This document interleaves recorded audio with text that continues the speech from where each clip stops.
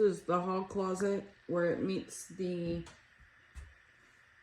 closet that is in the craft area. I touched that ceiling, the whole ceiling fell. So just a little update.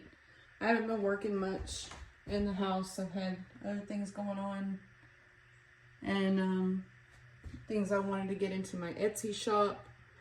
If you guys want to support me, go over there and check out my Etsy shop.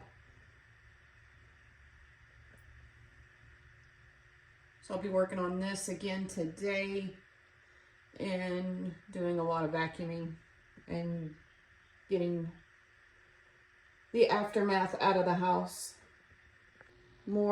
This is kitchen drawers. They all have to be scrubbed and cleaned. And then more furniture. There's 2 dressers here, a large mirror,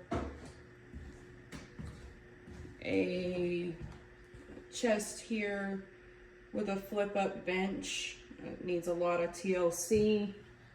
And then these steps. This is another room that has to be